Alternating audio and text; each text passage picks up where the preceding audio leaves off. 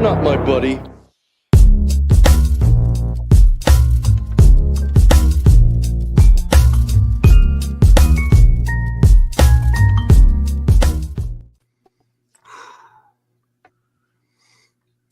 Well, when we have an idea, how often is it we have a foolproof run of show? It happens more than it used to, but wouldn't you know, the show of record talking about records gets hit with some breaking news. So we'll let the room fill up. David's already got props. He is ready. He is hot to trot. Let's let the room fill up a little bit because I know John Bong is finishing up a press conference right now, talking about this very topic. So as soon as we can, as soon as we can get the list of John Bong, and we're gonna see if we can make David's lap become numb too with all that weight on there. Whoa, hang on a second. We weren't even CDs are back. This guy. Holy cow! Oh, what happened? Wow, weren't even expecting this guy. The Beatles brings him out. He is such a Beatles fan. Arnaldo, yo. I hope he hadn't been to another local record show we're going to spend half an hour talking about. That's where he's coming from. That's where he's coming from. Hey, Arnaldo, how you doing? All right, how are you? Welcome. Good. So you're my choice. Chance decides what we talk about. So this is a very democratic process, but I also have to throw things up, like I sit on some of these bad topics. Sometimes people volunteer topics. I took a lot of flack this morning because I included the illustrious John Denver in the thumbnail. I was just trying to give John Denver a rub because I don't think we talk enough about John Denver. Let's just be honest. Boy. Yeah, exactly. Well, yeah. And then I'm like Red Rocks, Plane Crash, Otis. I mean, there's actually, if you think about the thumbnail, well, maybe we'll talk about when we get into it. But let's see who is joining us. We've got, oh man, look at this. I don't even know some of these names. Well, I do know some names. Catherine, hello. Oh, there's Norman Mazoff. I've heard of him. It's a newer channel, I think. We've got Chasing Records. Hello. Andy G, good evening. Malaya, the Beatles, Malaya, one of the biggest Beatles fans I know. Malaya's here. Hello. Trevor, Flat Round, and Spun VC. Brian Abbott, hello, catching one live. How are you? Eddie. Eddie is here. And so many more. Well, let's give the people what they want. This is Surface Noise. And we still have a barn burner of production coming at you. And actually, the show topic was what ifs. Musical what ifs. There's a lot of conjuring, and then then one that didn't make the cut was what if they reissue the Beatles Mono box set, and then pow, that's what happens. So we're gonna get into it. Let's be polite. Yes, snap of Mazzy's feet. Boom. Well, let's get into the introductions because we need to be the show of record, talking about records, and we gotta be polite. So let's do the intros. We'll get into the hot topics, and then we will put the masses on their asses. First, joining us by surprise, he'd actually phoned it in. He said he may join us for the freestyle. He's usually the first in attendance. It is Arnaldo. The channel is Fidelios_frequency. Arnaldo, I can't even say your name. I'm so surprised you're here. Good evening. Good evening, everyone. Glad to be here. Glad I was able to make it. Excellent. And then I also brought our trusty sponsor. Oh no! You know how many people? Gosh. So many people have been asking about the Crown Royal slip mats. I'm telling you, I don't know what to tell them. I didn't go. I don't know what to tell them. Then his tag team partner from the Empire State, 6'9", full of wine, is the Groove Seeker, Chris. What's the good word, sir? Good word is I'm psyched for tonight. Glad to see everybody excited. Arnaldo made it. Just a grand entrance. We're ready to rock. Oh no! Now this is what happens. Now we've lost the VC villain, but we'll get to him. Maybe he'll rebound. You skip him, so he was like. Sometimes you got to read the writer. Like when Van Halen would put in the writer no brown M&Ms. The VC villain, you've got to hit his marks, or he is gone. High maintenance. Diva. Some would say. Diva. Then and he's already got a prop. David, the channel is Safe and Sound Texas Audio Excursion. David, welcome. My buddy. Okay. And then back due to popular demand. Could it be a bird? It's a plane. Oh no. He had to add the first name for no confusion, but on these parts, we just know him by one name. Bong. It's John Bong. John Bong, hello. You know what's up. That's the catchphrase.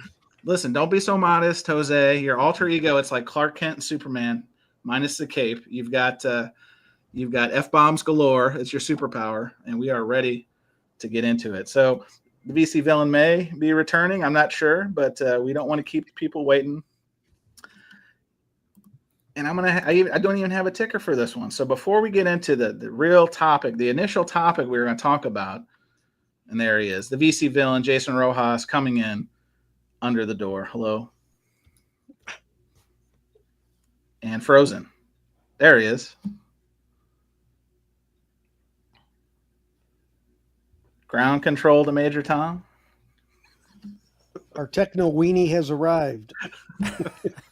It's great. It's great. My DSD All step, right. my DSD step isn't working. So Oh, you no. know. That Oh, pesky DSD is just getting in the way again. All right. Oh, Well, man.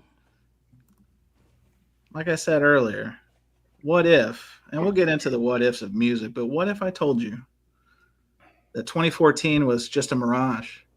That there would be more, and I'm going to make them big because he brought a prop, more of these reissued suddenly, without warning, without fail. The Beatles in mono box set, just when you thought they would never come back, they came back. So, David, on a scale of 1 to 10, as somebody who already owns one, how excited did this announcement make you, or at least curious did this announcement make you? Well, it's mixed emotion for those of us that maybe paid more than retail. I would say that's the oh case. boy. But at the same time, for me, it's like my biggest thing is I really hope Beatles fans are the ones buying this. But when they allow people to buy 4, I'm really afraid a lot of flippers are going to be getting them. And you had sent me a screenshot. They're already saying, "Hey, buy these. I've got them coming." And it begins again. Kind of a thing. So the question's going to be whether or not they sell out, and then do we get back into this deluge of resale? So Chad's statement remains true. Buy now, cry later. Well, I found it interesting because I think the news broke, help me out, guys, maybe 11 Central. I don't know. I was busy. Just a little after 11. I was working for the man. Listen, this handsome face has got to pay some bills, right? And I got to be honest, podcasting isn't doing it right now. So working my 9 to 5. And then later in the day, I got one of these coveted emails. It was like the Willy Wonka ticket, the golden ticket, especially for somebody who doesn't have one of these. Now, show of hands, who already has this box set? Oh, my goodness. We've got, hang on. Rojas, you do not have this box set? I was going to show it for the prop later. So, Just okay, so we've got 4 of 6 because I think John Bong and I are the only 2 chuckleheads that are considering this at this point. And you ordered one this morning, right? You didn't wait, right? I didn't wait because, the magic word was after I got word, and I got to give props. Steve Westman was on it, like white on rice.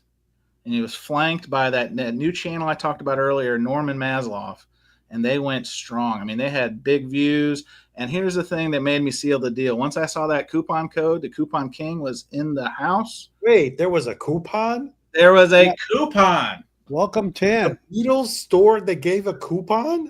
A coupon. What was it, 10%? Well, it was 10%, but 10%. Bruce coupons? Hey, it pays for the shipping. Okay, they were charging on top of the 500 also shipping. Yes, listen, it's a down economy, Arnaldo. I don't know if you've heard. There's a lot of tumult in These puppies are heavy. I'll tell you that they're heavy.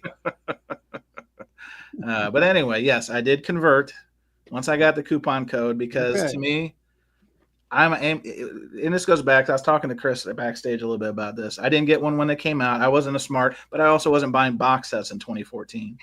Yeah. I was more like single title focused, and then as things shifted, and I missed what they start at 375, and then eventually they're clearanced out. At one point, I heard Westman was talking about it at Costco's for just under $300. So they were making $50 on Amazon when they came out. what's that? $3.99. Okay, there we go. $3.99. I think it was.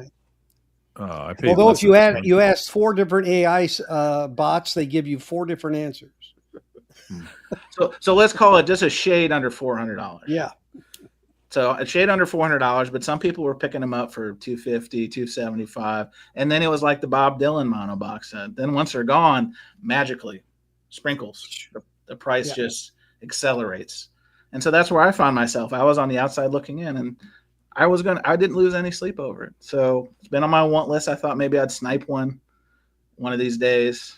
It just hasn't happened. I thought maybe I'd trade in with a local when they got one in. Just hasn't happened. And then today happens. Miracles do happen. There you go. Christmas in May. So David, you had said earlier you have some research behind this. What can you share with our audience? Because you're probably, I mean, no offense, Jason, David's got you beat on the age department. He's probably the biggest Beatles guy we have here. What research can you offer us when it comes to this release? We were talking some numbers earlier. What do you think? I mean, the pre-sale already sold out. That's what was announced today through the email department. And then tomorrow, when the pod comes out, coincidentally, the rest of them are released. So what kind of numbers can you share with us, David? What I have heard is 10K total initial run, and 2,500 were in the pre-sale. And those went. And when you divide 2,500 by 4, it's not that many if people were buying 4s, so. Well, that was the thing. They did have a 4 per limit. So even if, let's talk about the flippers. I mean, that's got to be a serious investment from the flippers if you're putting up 2K large just to bring them in. But then again, we're already seeing them on the eBay for $1,100. Yeah. So the opportunity is knocking for some. Patience is a virtue. There's a reason patience is a virtue. This is true. Now, see, Michael Tedder's here, and he says they'll be $300 on Amazon by Christmas. Possible, but I don't know. Well, the first question is, are they going to be going out to retail at all? And that David, you already read my mind. We're on the same wavelength. Yeah. So if you think back to the reissue of the blue and red, that was kind of a question. Well, no, they've had a couple things that were Beatles website specific first, and then they ended up on retail. So that's the great question. Will these end up at retail? I don't know if anybody knows that for sure, but I think there's a high probability when there's money involved, there's going to be a lot of these made. Chris, you already have one. As somebody, like, are we going to keep it, or did you think at one point you might get off of yours? No, I wasn't going to sell it. Okay, because I'm just curious how the people who are hoping to maybe move off of it at one point, seeing $2,000, $1,700, how they're feeling today. I did text with some friends of mine that I know have it that weren't very happy of seeing these being made again, which, that's one point of view. I mean, the thought never crossed my mind. Arnaldo, what are you going to say? The day I downsize to move, that will probably one of the very few things that I will take with me. Wow. So, okay. So that's making the move. When I downsize on Earth, it's going to be one of the few things I take with me. I will never. The fact that someone I looked on Discogs only 2 weeks ago paid $1,750 for it, so they must be really hating on Apple. And let's give it to Apple and to Universal. They kept a better secret than they did. Acoustic sound, Rhino hi-fi, or even the way Steve Jobs used to keep secrets. It's like they really kept it tight. There was no Steve Hoffman forum rumor going around for not even maybe this morning, not even, Yeah, Fort Knox. I give him credit, and I think I heard this comment earlier. I forget where I heard it. but it does kind of make it more fun when it is kind of sudden. I will say, Yeah, especially if that's it's something you fantastic. want, right? Yep. That I never would have thought that it would ever be reissued, because to produce a box set like that, and I totally understand why it costs so much more. What is it, $549? Yeah, that sounds right. Yeah, and they're all produced in Germany. To ship that box set to the United States is going to cost a lot, probably $20 to $40 each one of them.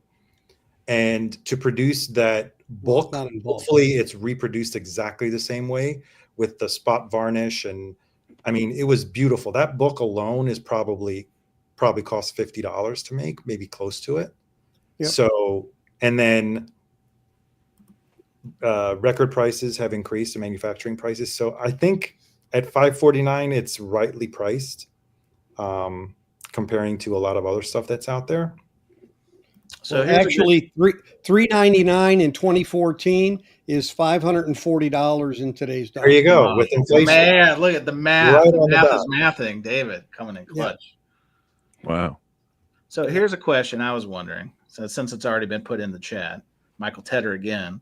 I'm wondering about individual releases. Wish they would just say so I could budget, or I guess balance the budget. Because in 2014, remember, they had the box set, and then they did the individuals. And that's what I did. I just picked up a couple of albums that I really liked. And then here we are again. So Well, what do you think, there's the David? whole thing with Rubber Soul coming out now, and were they going to do a mono for the Rubber Soul special, and now it's in this box, and are they going to go individual and maybe don't do Rubber Soul individual and make you get the box if they're going to release a special edition for a remaster stereo? I mean, there's a lot of all I know is I heard the whole thing came about because Yoko needed more shoes.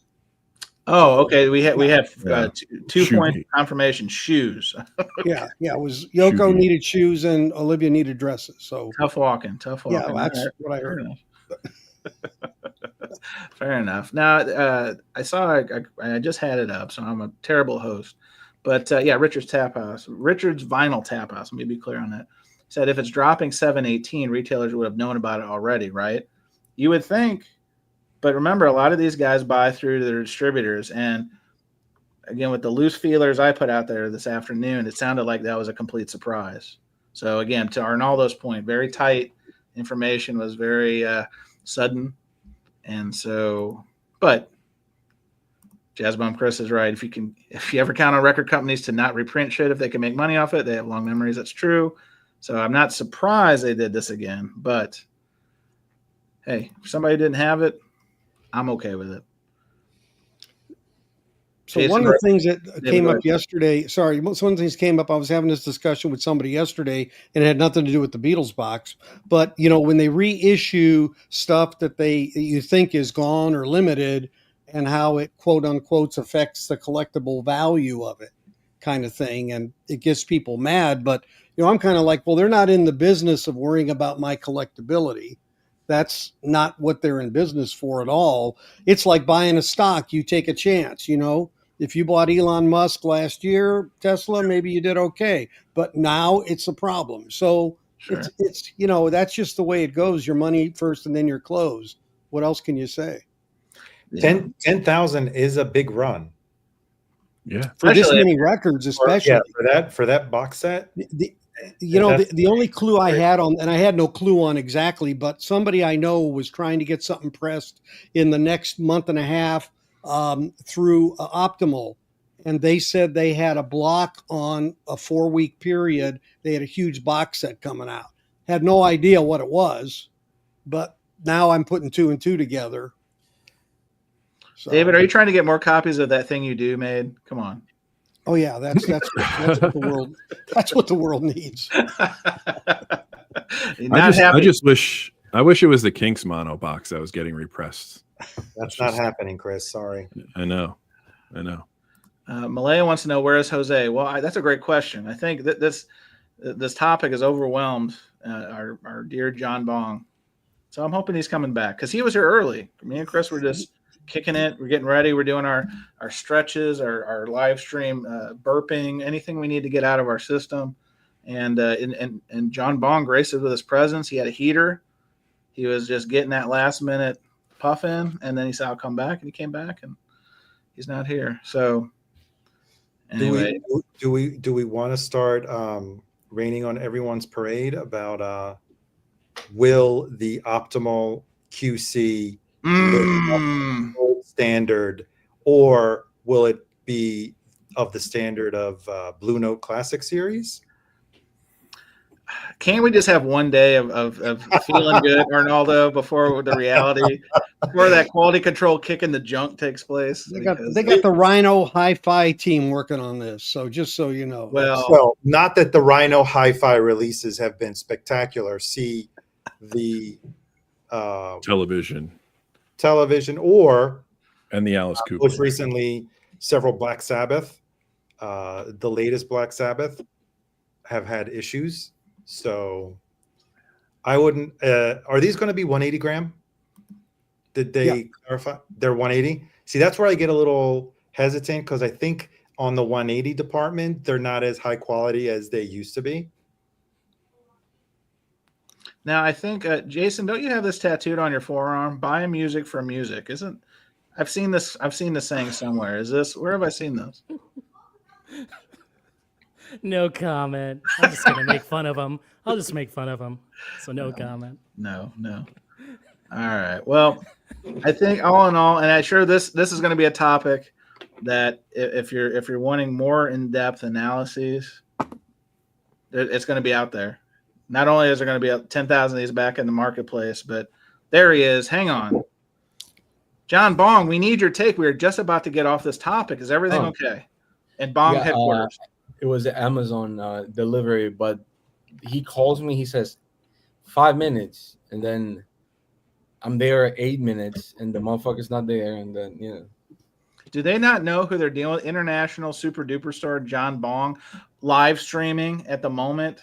Unbelievable. The disrespect that this show continues to take on. It's garbage. Well, ask your question. Yes. Well, before we move off of this topic, John, Jose, we know you love the Beatles. I don't know who Jose is, but all right. All right, John, we're just going to go for it. Yeah. Because we were talking in the private chat, is this something that you would consider picking up, or is this something that, given the price point, you may wait for better coupons or trades, or what do you think? Well, first thought was, if it's like $250 or something like that, I would have picked it up, because it's like, you get it, and then, you're only missing, Abbey Road and Let It Be, and I'm fine, with that. But then when I saw the price, once with like shipping and everything, was $600, I sort of like woke up, and I was like, I remember why I fucking hate the Beatles. Oh no, Jose! Oh no! I think the thing Ringo watches this show. John, come on! It's everyone is part of the problem, because what I was saying backstage is that I think that they put that price because everyone was selling at more than $1,000. So they said, if we can cost the price of everyone for half of that, that's amazing. But if they're using the same metal parts, and if they're doing, I think David told me 2,500. But that was the pre-sale, I think. Yeah, the pre-sale. But the actual sale might be like what, 10,000? Yeah. John, you actually run a record label. Does a record? Can you press a record at the same price that you did 10 years ago? Maybe you weren't doing this 10 years ago, but 5 years ago, 8 years ago. Okay. But I understand what you're saying. What I was telling everyone here is that the price per se of vinyl is probably the same or a little more, but the jackets have probably gone up, and the box itself is probably gone up. So the whole production has probably gone up, but I'm guessing it's probably like $60 all in.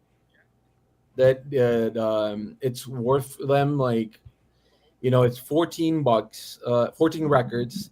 It's how many actual albums? 7? Is it 8? 8? Somebody here tell me. 8, right? You mean titles? What? How many, You how mean many, titles? how many discs is Yeah, it? how many titles? Yeah, Including the doubles. How many discs is it? it's 14 14. records, but it's Okay. it's 8 records, right? 7 records. Anyway, No. who gives a fuck? Well, anyway, who gives a fuck? The thing is, it's 14 records. One it's a triple one, one's a double one, the other one's a singles. Has a booklet. Nobody's gonna fucking read that shit, and that's fine. But my whole thing is that of course people are gonna buy it because it was like half the price. But It's 11 albums, John. I want to be clear because we need to give facts. 11, if you include the Mono Masters insert. And don't forget, John, I know you're a big reader. 14 discs. 14 discs, 11 that's what I titles, said. and there's a book. There is a libro. Yeah, that's what I said. Nobody's gonna read that shit. Have you ever read it, David? Like from beginning to end? You probably have. But, I flipped through it. Yeah, there's a lot of pictures. Somebody like me, I need a lot of pictures. So A lot of pictures. Yoko needs shoes. David needs pictures. This is how we work. You missed, Jose. You missed the fact that in dollars, 2014, $399 is $540 now. So that's so meta. Look, you see John Bong and you see John. Yeah, Bong. it's a duel. Yeah, which is fine. But for example, there are still labels like Drag City. Who else? In England, Touch and Go. They both still release records for $20, $25.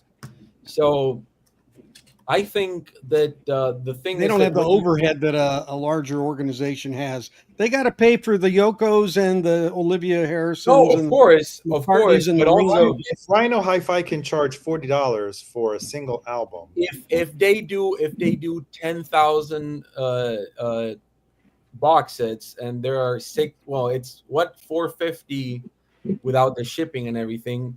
That's how much. That's what is that? Is that well, Jose, if you use the coupon, I'm sorry, John, if you use the coupon code, it was $490 USD pre-tax, pre-shipping. Yeah, so it's what it came out to about $37 a disc. So it's $4,500,000 of there's too many numbers. which is great. What I'm trying to say is just at this point, I would say like 90% of the people that bought it today already own at least all the fucking records, So I don't know. It's just listen. John Bandy puts it really eloquently, and I have to read this verbatim. He says, "Remember, music fans, you can still get my original mono Beatles set for $1,999. Nothing like a real original reissue." John, is that shipped? Is that shipped? Yeah. What's the shipping charge, John? Can you leave that in the comments below? We want to make sure we can make a deal for it. I don't know. It's just, and I'll say this, like, they did that US mono albums that fucking horrible. I don't know who bought that shit, but I would say like. I know most. We have one person in the. No, I know most people here bought it. I think Jason bought it and he sold it for like. I bought it and then returned it. I did not buy it. Didn't need it. You didn't buy it, David? Well, I'm actually glad you didn't. I'm actually glad. No, it's called "Fool Me Once, Shame on You; Fool Me Twice, Shame on Me." But you remember how much it was? It was like too much, right? Like $300, some shit like that, right? Yes.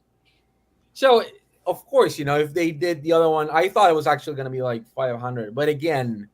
Shipping included and taxes was like $60 of taxes and shit like that.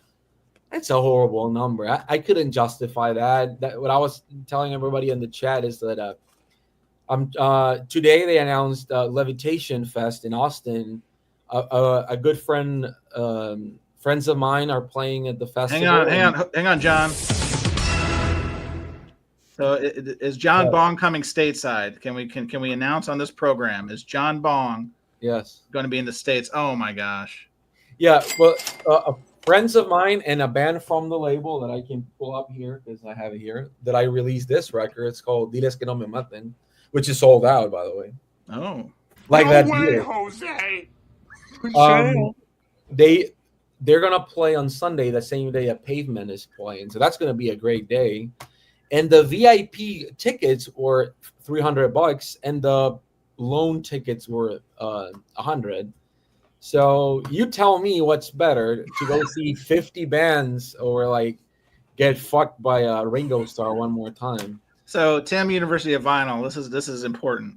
He just said, I just bought a safe to store my new sealed Beatles Mono box sets.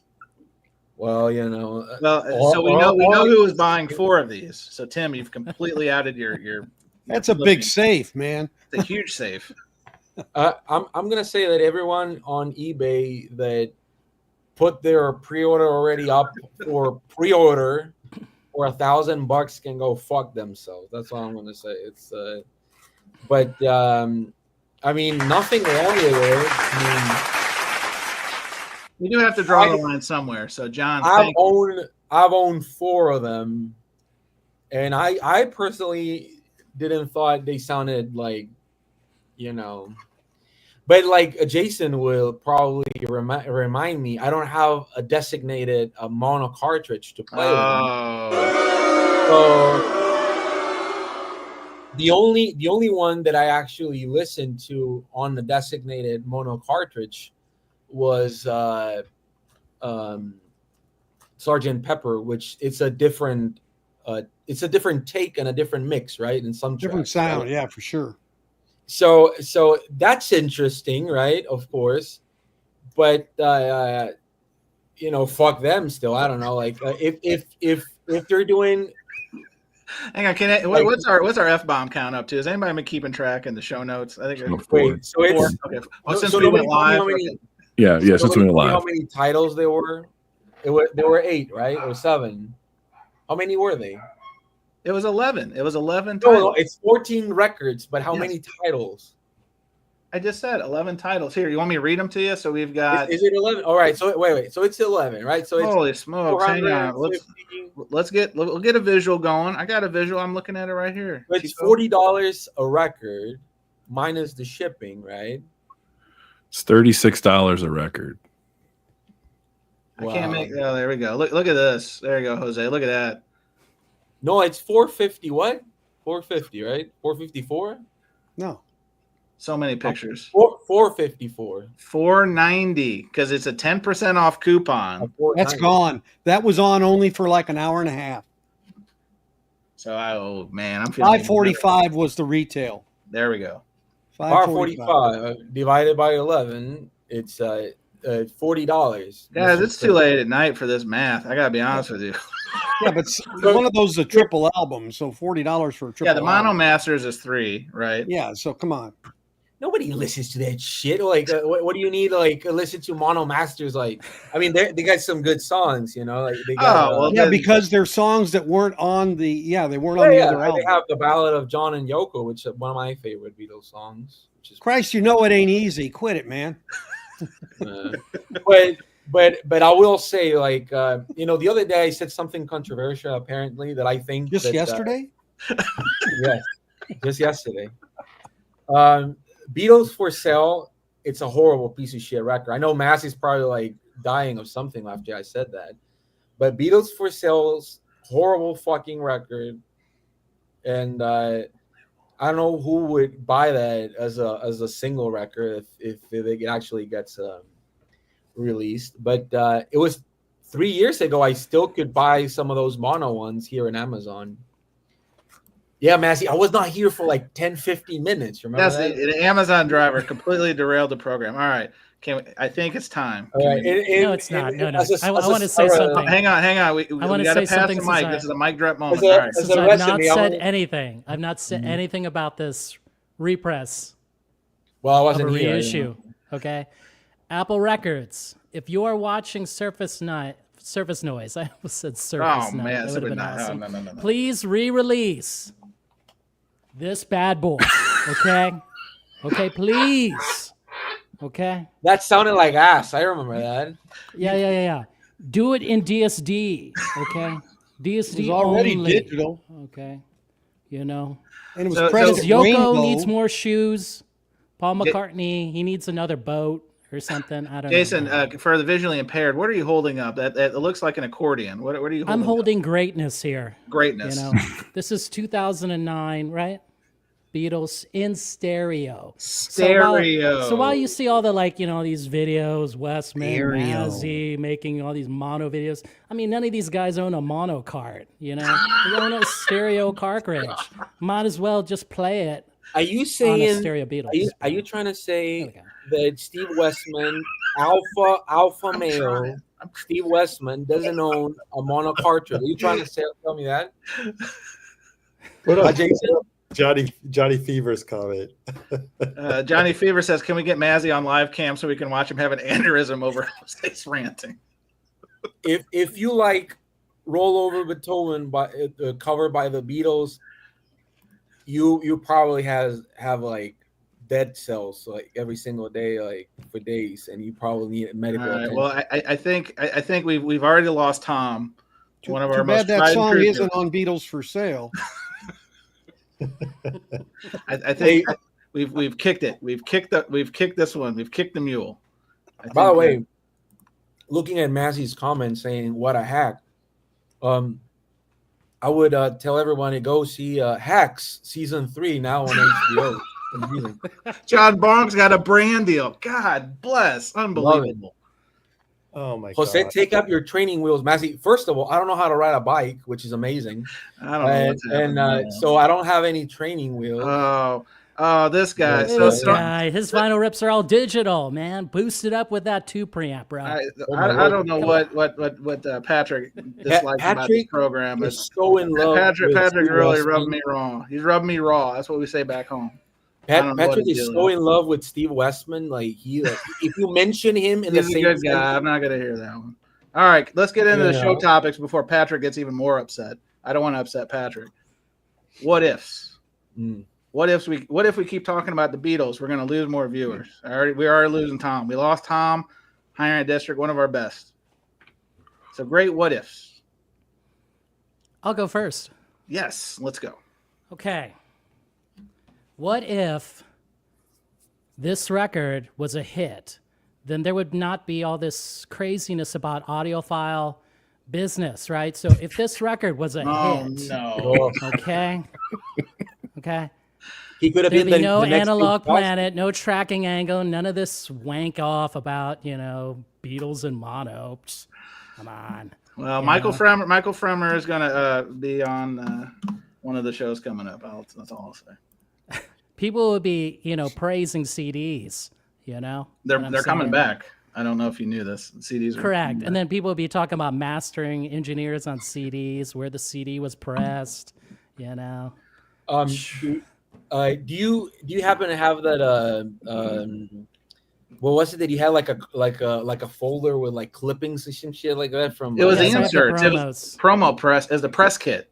Does it say if he was idolizing Bill Cosby during that era? Was that is that Michael Fremer's Bill Cosby era? Possibly. It was probably yes. That's probably a yes. I mean, there are no words at this point. There are no words. Somebody sat down and listened to that record and went home. Hey, Ate a Chuck D wants us meatloaf. to pivot to Steely Dan. It may be time. We may have to play the Dan card. It's early. We may have to play the Dan card. I don't know if we're ready for that. So getting back to the topic at hand, that's a great what if. I mean, vinyl might not come back if Michael Fremer's comedy career took off. We don't know. It's a great what if. If he could have been hosting Comic Relief with Whoopi and Robin Williams and Michael Fremer. Forget Williams Billy definitely Crystal. dead. Billy Crystal. Right. He could have been on Saturday Night Live. He could have That's been. He could have right. been on the '85 Saturday Night Live instead of Anthony Michael Hall or Robert Downey Jr. Not Julie Louis Dreyfus. No, Michael Fremer. It could have been instead of Seinfeld. It could have been Fremer's. Right. That's And, right. This actually has And, more legs than I thought. You're right, Jose. It could have been Larry David and Fremer writing the sitcom of the generation. You're true. It's possible. It's a what if. It's just him. It's just him. 30 minutes saying how everybody hates Michael Fremer, and then he like tell you what's the best pressing of Asia. We've got a what if to the what if, Jason. What if Jason never shows that album again? This is from Dana Kimbowitz. Long time, first time. I don't know. You know, won't we need to have get any this. reason to show up. We need to get this. We need to get a UHQR one step of this. So please, let's go there. We need it. All right. You know, So come on. So here's my what if, and then we'll go around. I kind of set the table. Now we've got the Michael Fremer out the way.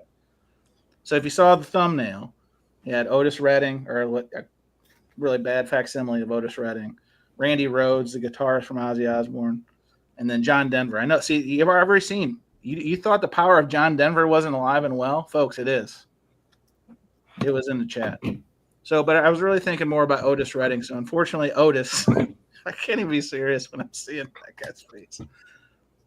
Otis Redding tragically passes away, perishes in that plane crash. Probably took a lot of the momentum Stax was having coming off the European tour, and he was kind of positioned as their number one guy. So, you know, what if Otis Redding didn't pass away? Does Stax become the label du jour over Motown? Does Otis become bigger than Al Green or Marvin Gaye or hell, Stevie Wonder? I don't know. Does Michael Jackson leave Motown and go to a different label? Does he end up at Sony? I don't know. So that's the spirit of this, right? You can obviously do the what ifs about the pass away people. That's probably low hanging fruit, and I'm sure I've got another one there. But I'll start with you, Chris. Chris, you're big on the homework. Yeah. What's a big what if? What's one that keeps you up at night? I have a lot about death, but I have one that's not about death. But what if the Kinks don't get blackballed from touring the U.S. early on in their career, and they ride the wave of the British invasion? Are they? I know they're big, like in retrospect, and have a rabid fan base. But what if they were right there with the Stones and the Beatles, riding that wave in the U.S.? They might have been much bigger. Okay. And maybe they don't go so concept album focused later in their career. Maybe they kind of stay on that pops. And maybe pop today's rock announcement is a Kinks box set, right? And maybe today's announcement is the Kinks box set. They're doing rollover Beethoven like 50 times in a row. Yeah. Everybody loving that. That's my non-death what if. All right, that's a non. I like it. That's a good one. All right, well, we'll save the death ones. The death ones are pretty easy. I gotta be honest. All right, so David, I know you're excited on this one. What's one that what's a big what if to you musically, like like parallel path? Well, unfortunately, you know, I had a couple examples ready, and then today happened. So I'm like, what if they reissue "Let It Be Naked" and I just paid a lot of money for it? That was kind of what struck me, you know. Oh, David, I'm sorry. That's that one. I gotta give you this one. David's wallet is hating life right now. Yeah, that's bad news, Jones. Well, sorry. Okay, David, you need to compose yourself. We'll come back around to you. all right. Arnaldo, now I know you came in late. Do you have something to volunteer? Is there something that you? It's a great did it what if. very quickly. All right. I got two ready. Well, I had a couple. All right, let's go. Do we want to stay on the Beatles topic? Have we beat it to death yet? Oh, it's a Beatles one. Oh, well, might as well. Might as well. What if John Lennon hadn't been shot dead? Would they have gotten together? Would there have been a Beatles reunion? 200%. Massey would have probably been emailing him about doing a video together. Yes, my answer is yes, because if who is it? Who's the guy? Saturday Night Live guy? Lorne Michaels. Lorne Michaels. Yeah, Lorne Michaels. Remember he threw that open challenge. Almost got them both on the show. So you got Yoko going, oh no. Oh, Yoko going, oh no, oh no. It's not going to happen. David, I'm starting to pick up. You're not a big Yoko Ono fan. Am I close to the middle? All right. Well, that's a fair one. Arnaldo, hit me with another one. You said you got a quick one. Let's get another one. Okay. Well, then of course I got to say, what if Morrissey and Marr never broke up the Smiths? Would they still be around making music? Or was it never meant to last very long? Oil and water. That's a good question. Now, Right? Dana Kimbowitz Is it- has one. Arnaldo, this one may be close to home. He says, "What if Chance knew the difference between out of time and automatic for the people?" Here's the answer. I wouldn't be taking Strays a month later. That's the one answer, and that's okay. I wear it like a white glove lady holding a ketchup popsicle. All right, John Bong. I know when I was organically coming up with this idea, and you're on mute. What's a big what if to you? Like what if John Bong never came to Surface Noise? That's one I think about. What about you, musically speaking?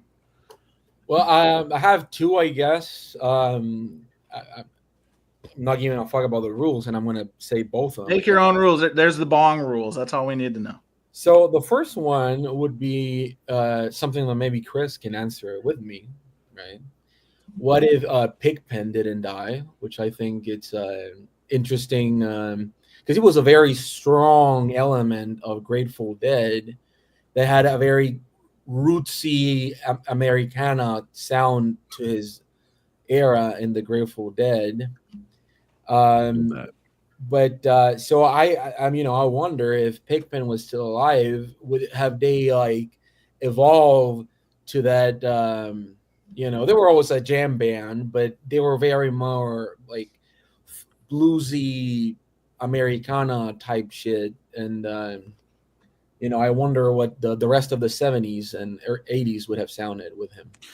That's a good question too, because the loss of Pigpen also opened the door for kind of a carousel of musicians to fill that role over the years too, right? And those musicians shaped their sound as well. That's a really good question. I mean, because Jerry was very much into a bluegrass. He had Davey Grisman records and all his side projects, but still, I think Pigpen was like the Pigpen there was very much more like Americana. Well, yeah, he's I like also the soul think- of the band. You know that. Yeah, Yeah. absolutely. I was going to say, Rojas, that they get overlooked. That Pigpen era gets overlooked because they're actually an R&B band for a lot of those periods as well, right? Based on the covers they were doing in that time and just some of the raw tunes. So that is a really good thing to ponder. Like, what would their trajectory have been if Pigpen had survived? But then this is the ultimate question in this topic: is it better to burn out or fade away? Because who knows if the Grateful Dead hits those heights in the late 70s and early 80s with Pigpen in the mix? Not that he's taking away from them, but that sound may not come out. My other question, because I had two.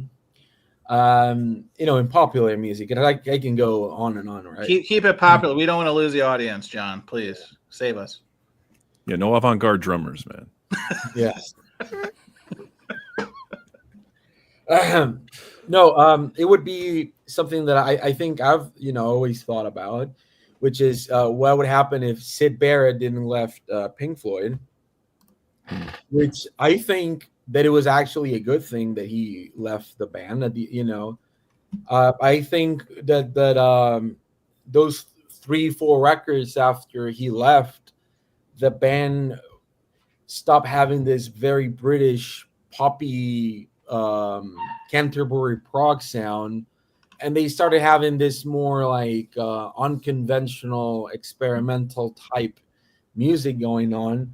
So I think that as good as Syd Barrett is, and I love those 2 solo records and that B-side, whatever the fuck that is, Opal. I think that it would have hurt the band way more than it would have helped them, because I think he was very song-based. Even in the more jammy stuff, he's very more, he was a lyricist. So I don't think he would have wanted to explore that much. And when he left, I think that the band was like, who's the singer now? So they started doing a little more musically improvised stuff. So those would be my two questions, I guess. I got one, and I'm seeing a couple people bringing something up in the chat. Not to cut you off, but Henry S says, let's see. No, I'm sorry. Richard's Vinyl Tap House. What if Elvis had fired Tom Parker in the 60s? What if Elvis? David Nelm says, what if Elvis never joined the army? He would have never been a pedophile. Oh Oh, no! that's the no, king, man. That's the king, What? man. John won the Bong. war. You know what would have happened? Elvis would have made a disco record, right? Yes. And A then Chubby Nadine would have Checker been type of- praising that Elvis disco record on her channel. Come on. No. Come on. No, I was gonna say, in all seriousness, what if Elvis had actually toured the world? Remember, Colonel Tom Parker would not let him leave, Yeah. and he was Crazy. doing those goofy concerts from satellite to Hawaii and all that riff. If he'd actually put his feet on foreign soil, and it could have changed popular music even more than he already did. If you think So about, wild. yeah, like the different kind of influences he could have had on other musicians and other continents. That one to me was one that stuck out when I was thinking about it. Because obviously then if he's touring the world, is he still on the drugs? Did he die on the toilet? All that stuff. Who knows? I got a few more, but one I want to bring up, especially with Jason in the house. What if, and John Bong here, what if Dylan never hooked up with the band? Well, That's a pretty, as someone pivotal that actually relationship. likes that era of Bob Dylan and the Grateful Dead, because I think that ultimately the Grateful Dead sound just as much as the Grateful Dead do on those recordings as Grateful Dead sounded on those recordings before them. So I think Bob Dylan, because it's Bob Dylan, so how can you have a band do him? It's sort of like that Metallica record with Lou Reed. It's two bands that have their own sound, that they like each other, but so they're a little afraid of like, hey, no, go ahead. So they made this hot mess of shit.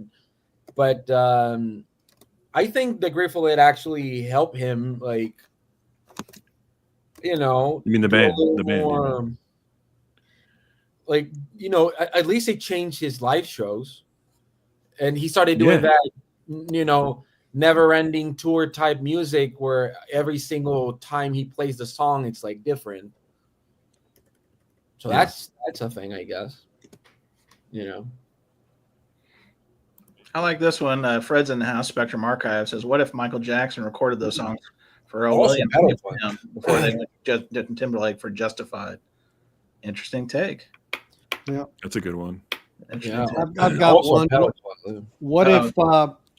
What if Terry Kath hadn't accidentally shot himself at the Caribou Ranch in the band Chicago? Would Cetera still have taken over in the popish kind of way that they went? Well, I think already so. know the answer. I think That so. means that we wouldn't have got the Power of Love, the Glory of Love for Karate Kid soundtrack. You might have still got that because that We was still got that? Cetera, Okay, non-Chicago. David, what happened if instead of naming it Chicago, it would have been called Atlanta? That's another question.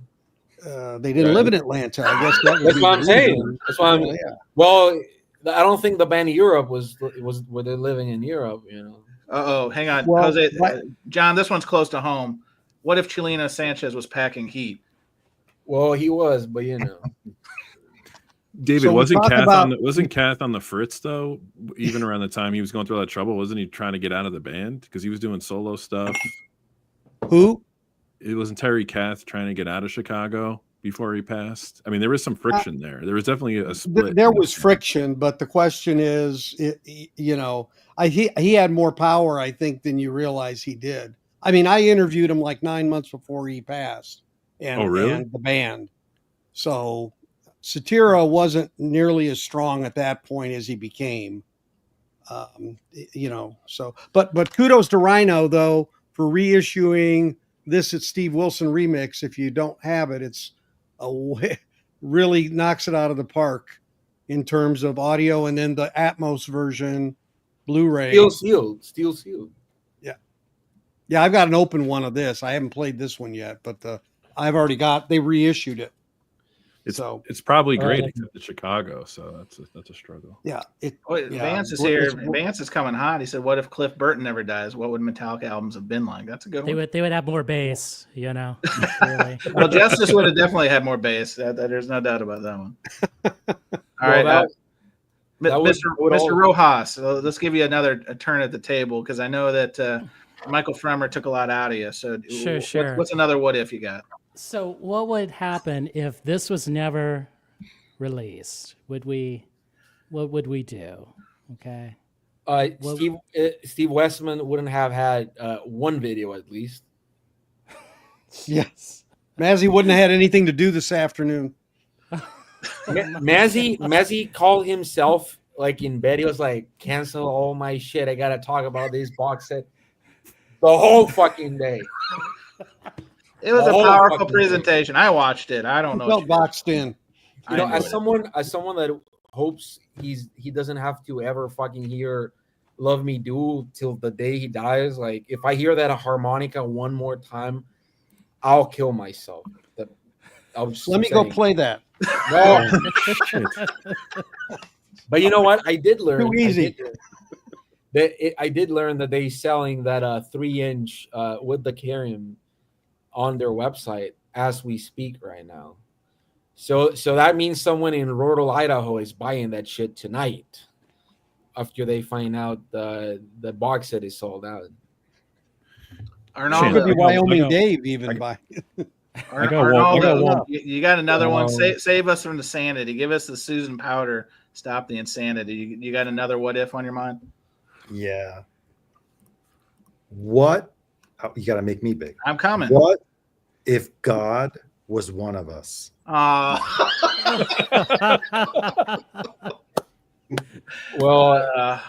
a slob like one of us. Don't talk about Rojas that way. A stranger on a bus. Chance, you ruined it all. You're not even looking at the private chat. You were supposed to have a really horrible drop after that. Oh no. Well,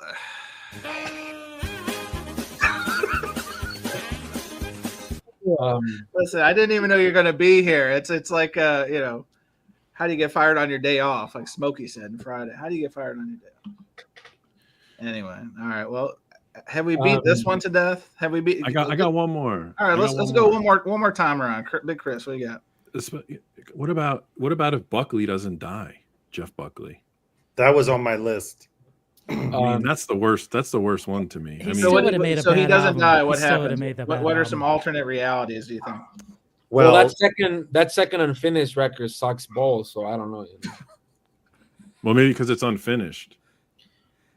Maybe, but there's a beautiful song that he recorded with the girl from Cocteau Twins, Elizabeth Fraser. That I would have liked to see a record by them together. That would have been beautiful. That's an actual answer. See, I can also answer correctly. You had that, Arnaldo? You had that too. I thought you'd go there. Yeah, that was on my list. Yeah. What if Chuck Berry didn't do that sex video? Oh no, John, we don't want to bring that up. That's something I can never unwatch. Unbelievable. Yeah, that's some. That's a good one. Dr. Fever. Shannon Hoon. Yeah. See, this goes into like if they didn't pass away. So Cobain. I saw a couple of Kurt Cobain doesn't die as Nirvana have the same kind of cultural impact. Good question. One, I thought, not to be a wise guy, but what if On Me Please doesn't try to open their own pressing plant? Is that one that's that's a good one. I mean, I laugh, but it's true. Are they still around if they don't? Just saying. They would still be probably releasing Chelino records. Oh, there's no doubt. The Chelino, there's no doubt. What if 20,000 Asia UHQR sold out? I like this one. It's a good one. Hang on. Well, they'd have 10,000 left. What if 5 million Elvis fans were wrong? What? I'm trying to find a comment. Now, Cesar, friend of the show. Oh no, here we go. No, we're not. Miss the assignment, Cesar. We're not talking about. That's a comment like Jason told him like 3 months ago, and he saved like.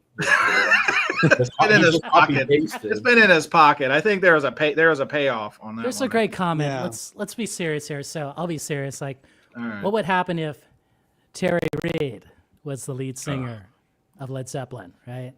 So if this guy was the lead singer, then it would have changed the dynamic, right? Would Jimmy Page still be a pedophile? We wouldn't probably be talking about him today. Third pedophile. I mean, we would not get Stairway to Heaven. You know. Oh, thank God! And then does John Bonham live? Like it's always like Correct. right. So you've got a stair stepper of this. Yes. Will John Paul Jones still do that horrible "Them Crooked Vultures" record? Oh, that wasn't that bad. Come on, Jose. Jose. Get a grip, Bong. Bong is loaded. He's cocked and loaded, folks. This is the Bong we're not used to. What if what's the story? What's the story, Rojas? Did Terry Reid have connection to Led Zeppelin or what? Yeah. So I mean, he was the one who recommended Robert Plant because he already had a solo deal. You know, so he was not available. Supposedly, the story goes Terry was like, "Why don't you contact my understudy, Robert Plant?" Like understudy. Oof. You know. Rush. More like thunder study. It's true, you know. What if AC/DC had hired wrap it off after Highway to Hell, you know. And, I'm confused. You're asking if AC/DC let go of Brian Johnston and hired Axl Rose. Is that what you're saying? I think that was the connection he was trying to make. I got one more, and then we'll get off this. What if Charles Manson actually got that record deal? Remember, he was going around with Terry Melcher and Bobby Beausoleil. He was like literally trying to get that record deal. Never got it. Then Sharon Tate would be alive. Sharon Tate would be alive. Roman Polanski. This is perfect for you, John. Roman Polanski would not be exiled as a pedo. So he's a pedophile. Yeah, he might be a pedo. And we'd be in the show. Wait, even better. We'd be getting color variants of Manson records on RSD for like exactly. Or doing Star Box. As Manson that wasn't Maryland. So as you'd someone, have that going for you.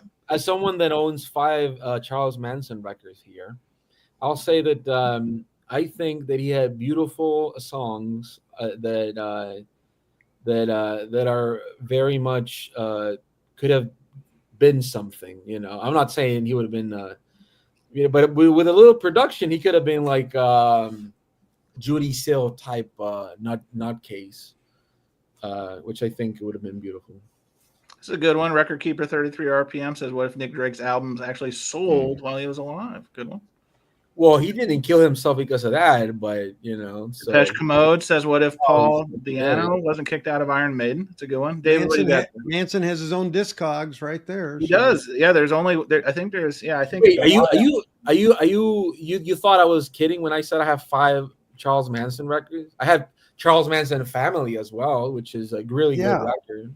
No, it sounded like something you would own, actually. Well, David, there are bands that you like that have covered them. You know, Beach Boys did a Charles Manson song. No, I knew that. Yeah, I know that. All right. Yeah. And have you ever friend heard of the show? Friend of the show, John Bob Boom says, "What if LSD was never discovered? We have a lot more R&R and a lot less hippie jams and prog music." The fair one. Now I got to wrap it up with this, and I've been saving this. This is probably the comment to end the podcast proper on. Zeb Pearl says, "What if YouTube did not monetize? How many VC channels would still be around?" Oof, man. It's a good. It's a question to ponder, man. It's not jack squat. All right.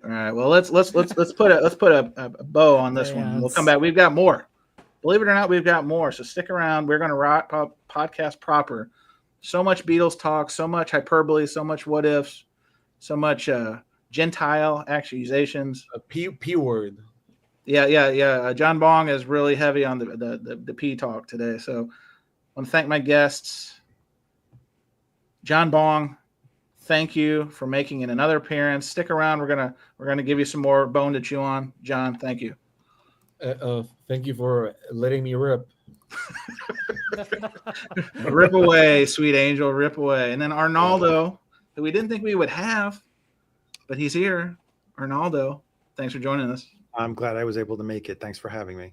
I'll just wait. The power hour's coming. We're coming. And then David, Safe and Sound Texas Audio Excursion. He was ready. He had the props. He had the knowledge. David, thanks for joining us. Thanks, James, for having me. Then the Groove Seeker coming correct. Chris, always a pleasure. Thank you, sir. And then the VC villain, the president, vice president, and chairman of the Michael Farmer fan club. It is Jason Rojas. I can't wait for the review videos for the 2025 Beatles in Mono. You know, They're coming. Well, I can't wait for Can't wait. Mike Esposito with these Gwen Stefani poster in the back. Arnaldo, Telling me it's the right? best. Like, people are gonna say like the 2025 Mono sounds better than the 2014. It's the I can Nimbus feel it. cut. It's only $80,000 for Right, the right, Nimbus right. cut. I'm playing it with my stereo cartridge, so I could hear the difference. Yeah. I mean, but you don't have any Gwen Stefani posters in the back, so I don't know how to. Can't compete. Can't compete. Nobody's a holla back girl. All right. You can have expensive records, but Gwen Stefani poster from like 2005 tour. Tough. Get the fuck out of here. And that's it. That's what we call the mic drop. Thanks, everybody. Not that one.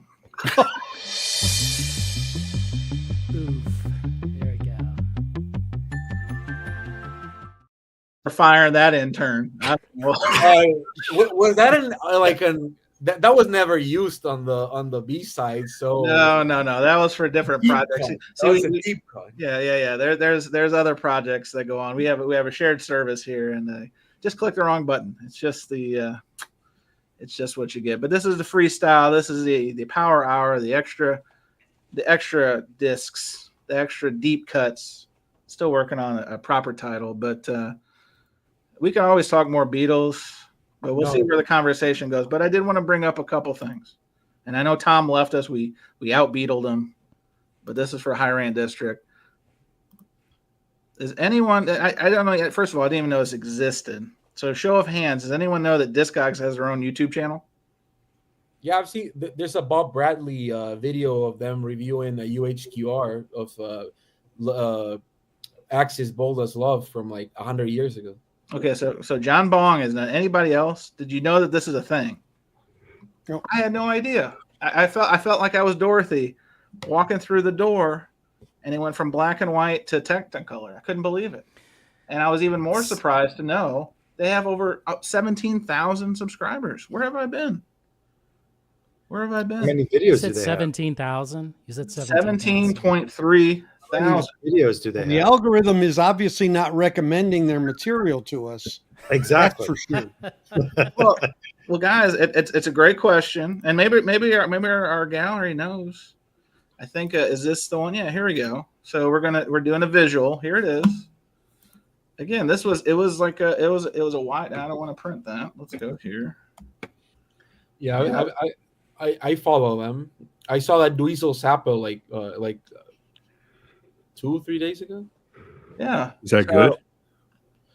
And no, Yeah. I mean, it's got 25,000 views. Like, what am I doing wrong, guys? Wow. The Art of Grading. This is the one that was pushed to me, to David's point. This is the one I didn't even know about. I was curious what art there is in grading, and this is a full-on thing. Did John you watch Manchin. the video? Did you watch that video? I started to, and I was like, okay, maybe it's By the He way, said I he cleans have a- his records Is it with the art Humdinger. of how not to grade records? Or I have a Discogs question for everyone. If you're selling a record and you put the jacket is near mint and the record is VG plus, but on the description you said the other thing around, and somebody then puts a comment saying he misgraded, did I fucked up, or did I sort of already put it in the description and I fucked up? I'm sorry, Mazzy. This may be the comment that they see. This is a dig at the Discogs channel. He says No way. 168 videos. I do that for breakfast. So That's a to true quote true John statement. Bong, it's a lot of Mazzy feet videos. So the question, John, is about grading and why somebody would switch. No. So I sold the record, and I saw that the guy that I sold it to put a neutral review, because I said that the jacket was near mint and the record was VG plus, but on the description I said that the record was near mint and the jacket was VG plus. So he put it as a comment that I misgraded the record. Mm. So what the fuck? Who is wrong? I mean, I'm wrong because I fucked it up, but Am I that wrong that I you know that you put a neutral review? It's in the I made that mistake, and my advice is don't bong and Discogs at the same time. That's how you avoid it. Well, don't say it twice. Put it where it counts, and that's it. I guess. I mean, it was. I don't know what was wrong with the jacket per se. Maybe it was like a little. The jacket was warped because it had shrink on it. You know how sometimes shrink like. Yeah. So follow-up question: did you get negative or neutral feedback? Neutral. Yeah. And what was your retort? Because I know you had to respond to that. What did you? I said that I did not misgrade it. I just wrongly put it in the description instead of the thing. They didn't give you a chance to he didn't message you and try to work it out. He just went straight for the feedback. No. What a tool. That's bullshit. Which is no, that's a genuine question because sometimes. Well, the other day because I buy a lot of cassettes from Discogs because lately I've been collecting a lot of very rare. Here in Latin America, most independent bands didn't release stuff on vinyl. They only did on cassette. So collecting cassette is a very big part of collecting music, like the music scene here in Latin America. So the first time that a cassette had ever been sold on Discogs, I bought it.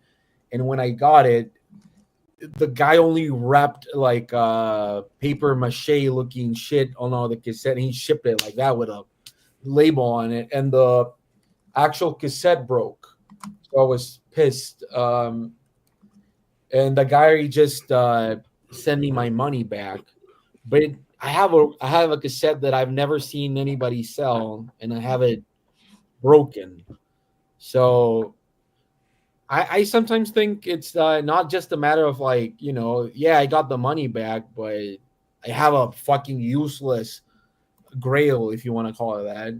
So it's weird. I don't know. When you get refunded and you get to keep the record and you have to ship it back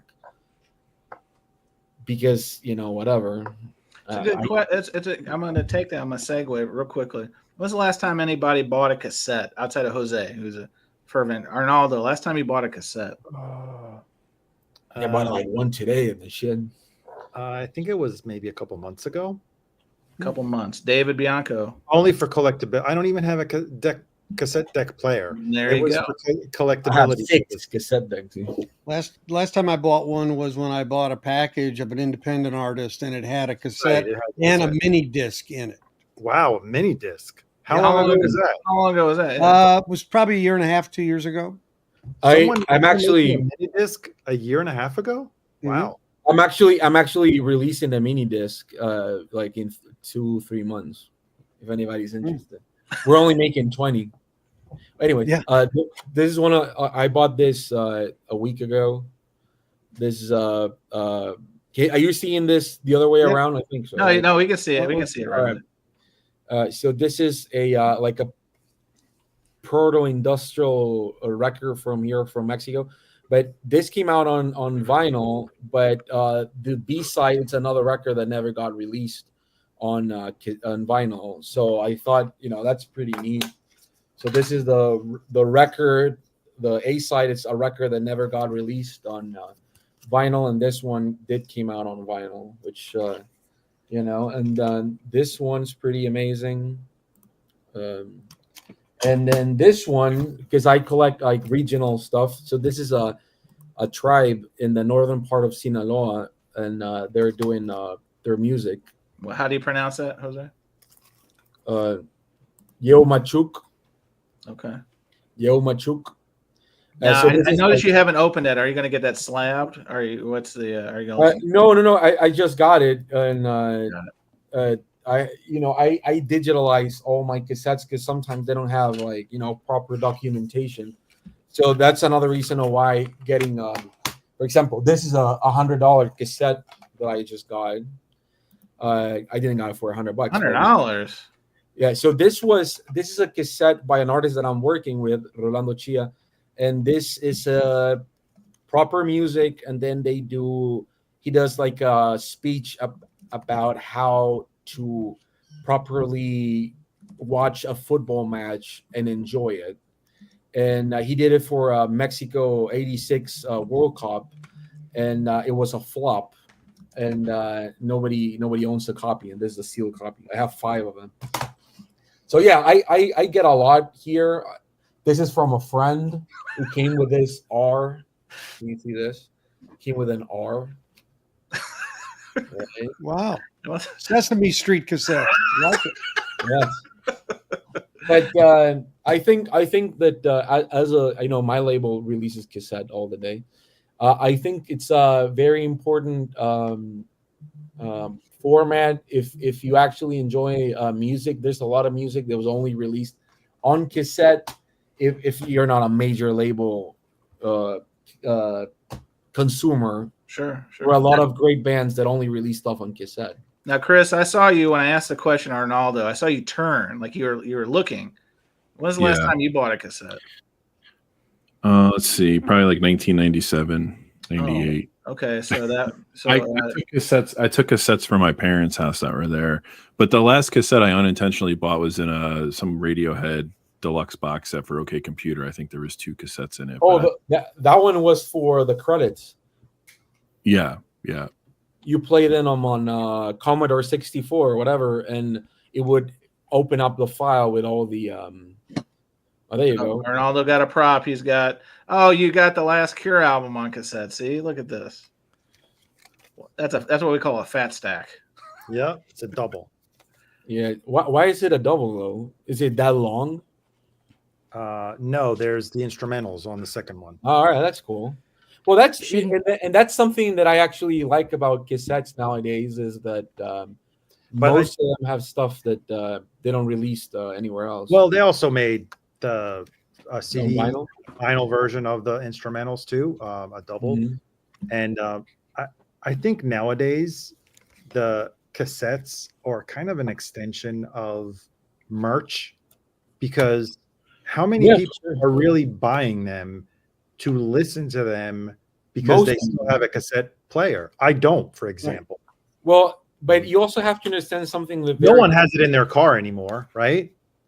No, but I'll say this. For example, no one has a Walkman anymore because everyone listens to music on their phone. On cassette, the thing is, like, for example, what I do for my label is that we put like high-res download codes. So which no one downloads anymore. That's why we stopped including. Yes and no. But for example, I am proud to say that for a band that we released on cassette, it came with a plugin for your DAW for your Pro Tools or whatever. Nice. That you could use. So I was the first cassette release to ever include a plugin. Which was cool. It is cool. Stuff like that, I think, and in the university, I had a teacher that he still plays. He has a band called Nina, and he did a lot of known formats, which I think it's something that I've never seen any. Hey, Louis, I've never seen anybody here discuss. But I was obsessed with non formats. For example, my teacher, he released a beer. And it came with a download code on the lower part of the cap, so you had to buy every beer was like $6 because it was an album, So Jose, since you're Mr. Cassette right now, we got a new friend, Rafael Martella. He says, "I'm out of the loop. Cassettes. Why? Like, why would somebody get cassettes?" Well, there are multiple reasons. First of all, if you're a band and you're playing around shows and everything, carrying 100 of these is going to be way easier than carrying vinyl records. And because if you're an independent band, if you do CDs, it's way harder to sell them than cassettes. Because again, what I was saying is that cassettes, you can do stuff like having multiple different artwork for them. Like, for example, on my label, we do this. So this is the same release, right? So we released it on vinyl, which is this. And then I did the cassette, which is this version, and then we did this version, and then we did this version, which is riso printed, Japanese style riso printed artwork. And we can do stuff like that, and people get excited that they actually get something different than on vinyl. You could put easily on the download code, you could put bonus tracks that don't necessarily fit on the thing. And because you can add stuff like that, you can put photos, lyrics, stuff like that. And I think cassettes now sound pretty good. Especially, I would say, like, industry-wise, at least on this side of the continent, 60% of cassettes are manufactured in Canada. And they have really good machinery to sound good. But again, I think it's a very non-expensive way of getting a record that you don't know if you're gonna like. Listen to it, enjoy it in a different way, and you don't necessarily have to own it on vinyl every single time, you know. And if you're a band, you're carrying around, and you could put limited stuff. I do, for example, the least amount of copies we do is 100, but sometimes for my band's label, I do 25 or 50 cassettes, and we do like live shows, you know, official bootlegs, and people like it because they go to a show and they can get official release of a show. They can get, you know, sort of like Pearl Jam does the CD thing, right? Right, the performances, yeah. But I think that cassettes allow them to be a little DIY, like what I show here, my friend does. Sure. Just that, you know, DIY stuff, but you go to a show and you get excited because you're getting something that otherwise you couldn't get. So I think that in terms of CD, you have to manufacture more than 300, 400. On vinyl, you definitely have to do 300 upwards.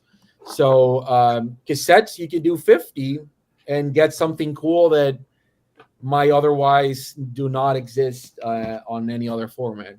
Jason, we got a question, and this one it's got your name written all over it. Are these cassettes recorded AAA or DSD? Can you comment? Because I know John needs a breath. I want to give John a breath. Do you think that there's a digital step in the recording of these cassettes? I don't know. I'm not sure. You know, I just started buying CDs again.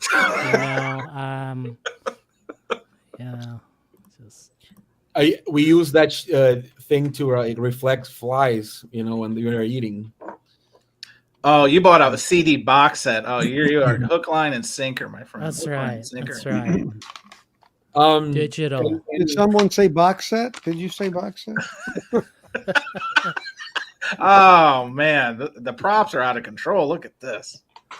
Hey man, or you could go with this, the stereo version, or this is a cassette for you, Chance. Oh, that's you mean the greatest album ever put on any format? Yes, Huey Lewis. Huey Louie. Thank you. Yeah, and there's my mini disc. There you go. It came with that. Really good artist, Jessie Fry, is on Bandcamp. She's a local artist. Nice. And by the way, mini disc and mini CDs, which are two different formats, are very collectible and expensive. Like the Nirvana one, Pink Floyd Division Bell, pretty expensive. We got CD3s. Oh man. If there's a format, David has it. Yeah. Bobby V. Let's see. Todd Rundgren. Okay. Oh, that's a lot of songs. Yeah, there's four. Yeah, that's a lot, to be honest. This one is, I think, this one is the Box Tops. Alex Chilton in the band. Oh, that's nice. I'm assuming you have a machine that plays these, right, David? Well, you just put it in a standard CD player. That's all you need. Oh, no kidding. Okay. This is what's inside a mini disc, essentially. Well, if you have a tray, CD, they always play them. They put a spot in there, and then of course you got Rod Stewart. They still exist, by the way, Mazzy. I know because I released one on the last time. Yeah, that was a question earlier. I think friend of the show. Hang on a second. I lost the comment. I apologize. Boom, boom, boom. Where's Record Fred? Hound's Here we go. correct. Yeah, Fred was asking, wasn't Cassette Store Day a thing? I do remember that kind of floated out there, and I think it met a swift extermination. But again, if it depends on what type of music you listen to, because if you like punk, you're gonna be into 7 inches. That's the thing. If you like experimental music, if you like if you live in another country that's not the US or Canada, you probably collect cassettes still, because again, that was the format that most music independently got released, because there were bands with no money to put it up on vinyl. Sure. So Chris, you were going to say something earlier. What'd you have? Yeah, I spaced on some when Jason showed that Birds box. I buy all the Dylan bootleg CD box sets too, and which are better than the vinyl because they have all the songs. And then I found my friends. I used to make mixtapes all the time when I was a kid. My friends have held on to them. And man, talk about nostalgia. How many of those are from Mix-a-Lot Baby Got Back? This one's actually a Tupac one. Whoa. Yeah, it's all but yeah, they had a bunch of my friends have held on to them. I used to make like one a week and just have like 2 or 3 copies float around. So I got to try to get them back for them. But now I spy over your right shoulder. You also have a prop. You didn't bring it to the forefront, but I see it in the rear view. Look at this guy. Yeah. Beatles box set. Nice. Yeah, that's the spot for it. Yeah, they actually TDK made a machined cassette that you could record on, and this grayish area around it is all machined, and then it has 2 layers of thin plastic on the front, and these were really precise, and they had metal tape in them, so you'd use a HX Pro or something and code these on a Nakamichi, and they sounded amazing. Awesome. I mean, I can show you this. Oh, we got a lot of show and tell. John Bong, please make sure it's not illegal. This is 100 cassettes that I have to manufacture. Those are blanks. Yes. So where does one buy blank cassette tapes? It varies. It depends on. I basically buy them based on the color of the artist ones. Sometimes it's in the U.S., sometimes in Canada, and I've got some that are very nice looking from the UK. And if you want to get a mini disc or mini CDs done, they still make them quite regularly in the UK. But again, it's about I think, for example, I do a lot of noise music on cassette because that's the original format that it got released. There's a big community of people that actually support it, and I'm happy that I can make a living out of that. And Arnaldo, what were you gonna say? I saw you politely had your hand up. Yes, I had a question for John Bong, who apparently seems to be the only one on the panel who not only buys cassettes but also listens to the modern produced cassettes, right? Well, I manufacture cassettes. Correct, and you listen to them. Yeah. Back in the day when I was buying, I never really bought cassettes, but I made a lot of mixtapes. Mm-hmm.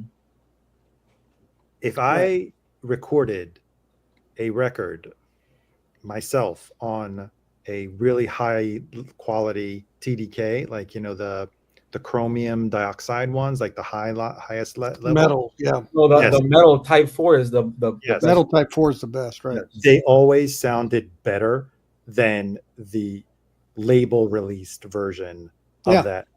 Well, but you know why? So here's my question. All what is the quality now? Is it better than if you were to do home taping? Is it at the same level of that? Because when they duplicated cassettes back then, I think they were producing them at what, double speed or 4 times speed? That's double. I don't know what they do now. I don't know what the quality is. Well, it depends. For example, if you want to get them manufactured by a third party, they always, as the cheapest option, they'll do it double speed, and it does make a big difference. I personally only do real-time duplication. I have 6 duplicators, so that means that if the record is 1 hour, in 1 hour I make 6 cassettes.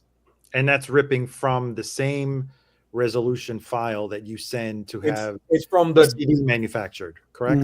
I have. It depends. For example, I've had even reel to cassette. We've done that twice, which is a almost analog AAA, like people were joking, which sounds amazing. But what we normally do is that we do a separate mastering for cassettes. With what does that mean? It means that, for example, on the very, very high frequencies, we try to lower a little bit so the noise floor on the cassette, it's not audible as much, and everything below 50 decibels off, so the surface noise of the cassette, it's not there.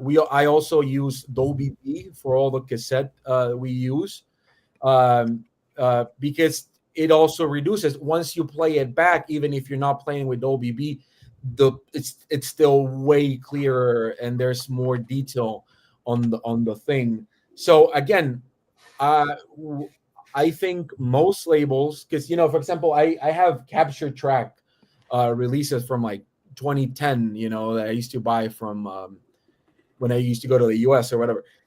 Cassettes never, like vinyl records, they never stop production. I think most people really just want to support artists, and again, I think most independent labels and independent artists, they could not think of releasing vinyl because it was too expensive. So I would say that right now, cassettes, most of the time, if you buy them from like major labels, they are going to be double speed Chrome Type 2 cassettes or Type 1, which are a little noisier. I use cassette Type 2, and it does make a huge difference. For example, when you got those like blank cassettes, most of the the ones that came with like the label, the one that Chris used, they are Type 1 most of the time, and they do sound they don't sound bad, but Type 2 sounded way better. So, and again, if you're only collecting big label releases, of course you're not going to think of buying anything on cassette because they already released it on Spotify. Which I'll say that I don't know about Chris, but I fucking hate when big labels when big labels put everything it's on the deluxe box set that's $400 and they dump it on Spotify. So I'm at least happy that Bob Dylan does the sample thing, because it's like, hey, you have fans that are buying this thing that you bought it for $300, but if you're putting out the whole shebang on Spotify, why do I need to get it? So it pisses me off a little bit when they release that. I don't know. It's unnecessary. So my next question is the VC Social Club presentation for Monday going to be about cassettes? I just want to know. We're going to do it on we're going to do on median Discogs pricing on Beatles cassettes. That's good. You got to find what works and just stay in the lane. I like where your head's at. That's a good call. That's a good call. So David, Jason, I didn't mean to speak for you. I'm sorry, Jason. I don't know if you're cool with that topic. Yes, we'll do it. All right, okay. David, I wanted to ask you, as somebody who's a purveyor of multiple formats, I mean, kidding aside, kind of. Yeah. Do you think like cassettes could ever come back? Like CDs, I think the argument is because they're used and cheap, and the barrier to entry for people getting into music and amass a collection in mass, right? Do you think cassettes will have a legitimate life cycle? I think it's a niche that has had a minor bump in Sure. Well, hang on. John Bong is showing Beatles. Look at this. Right. See, even the iciest of hearts can melt. Wow. So you got the Beatles. You got the Beatles for sale there? I actually do, but I didn't brought all of them. I have all of them. Okay. Didn't Jack White just do a Walkman release a month ago or two? No, I feel like I'm talking like when you see when reporters do like vinyl is back. It has been like back for like 1,000 years, but cassette sales have been consistently up since like a few years ago. Well, yeah, when you go from next to nothing to when Yeah, you right. yeah, It's easy to get a 5,000% increase from zero. correct. But that's still fine. What you have to understand when you're independent label or independent artist is that niche releases are the most beautiful thing you can do, because that means the people that really want it are going to buy it. Right, exactly. And the good thing about these sort of releases, and I think that just the fact of owning it, like you see my cat's tail there, it's just supporting it in any way, and you can get it's like when you're a fan, you get these unique releases. And so I got a cassette and I got a mini disc and I got the album in 2 different color variants. So that was it was a bundle that they did. So, it's a way of supporting the artist. Support the artist. Support the artist. I'm all about that. Right. Yeah, But how many of those Sabrina Carpenter, Billie Eilish, and Taylor Swift cassettes are actually being played? Less than 3%. Right. That's why I say it seems to be an No. extension of merch. No, I see them. I'll tell you something that maybe not a lot of people New know. York is a very walking city. I commute by subway. I don't see anyone with a Walkman, yeah. Well, I don't own a Walkman. I don't either. But You what got I'm a trying to say 1980 Honda, and it's got one. That's apart from David, who probably has a proper tape deck, and you, I Jose, do. Yeah, right, and you probably do listen to a cassette, right? If you have, not often. Even though I got one, I don't do it very often. But how many of these other cassettes that are being purchased that are actually being played? And by the way, David, I don't know if you ever listened to a MoFi cassette, but they sound good. MoFi makes cassettes. Yeah, Yes. they did. Yeah, they did. Dark Side of the Moon is on. Yeah, What? Yeah, I have that. Yeah. Well, Is there a DSD in it though? I have to ask. No, wait, No, Arnaldo, wait, you're gonna be Bad blown away. cassette? Cassette is You wanna analog. know something Hello. better? A cassette version? Yes, you want to know Yes. something better? Steely MoFi Dan? did VHS. Whoa. Yes. And I and I'll can't tell you believe we're going something. here. Well, you It have was to on understand- trains, but that's okay. Well, I just think that again, formats is just basically how you collect stuff. When in 2010, when you had all these like bands dropping stuff, because I'll say that a big percentage of vinyl being back and cassettes being back and CD being back is basically because independent artists wanted to get paid for their music. So there's nothing wrong with selling different formats. Again, because not everyone is going to be able to buy the $35 record, but they might get the $8, $12 cassette, still support the band. And for example, something that I do with my cassettes is, for example, sometimes we've done like raffles, sort of like Charlie and the Chocolate Factory type shit. Oh, you have golden tickets? Oh, you get to meet John Bong. There's only 6 cassettes. No, I've done like 2 or 3 releases where we raffle like an actual screen print of the artwork, a free ticket to a show, stuff like that, and they actually are golden. Let me go get one. They are a golden ticket. Unbelievable. Like, I wonder where he got the idea from. Question for you, Mr. Rojas. Hey, look, there is that kind of push in certain segments of the society about you see that? Trying to unwind some of our technology. Can you see Like that? people are going back to iPods. People are going from smartphones to what they call dumb phones, which are just flip phones without internet. Do you think that part of that is fueling some of this CD and cassette reinterest, so to speak? This is a beauty, okay? This So is, what's on that disc? Is that the answer to life? What is that? I'm holding it. It's very shiny, No, but for real, I think Shiny is the answer. There was no mastering engineer involved to cut this, right? right? Yeah, you master CDs as well. Come on. Man, come on. Come Why on, can't I you just gotta tell make me this it's bad Santa joke? Claus. Come on now. Come on. You even master cassettes. Ted Jensen mastered that Huey Lewis one at Sterling. Oh no. No, seriously. No. Yeah. But no, I think again, if you are not sure about a record, you can buy a CD, and listen to it and enjoy it. You can get it on cassette. You don't have to always get it on You vinyl. guys are underestimating how many CDs are still sold, especially in the country format.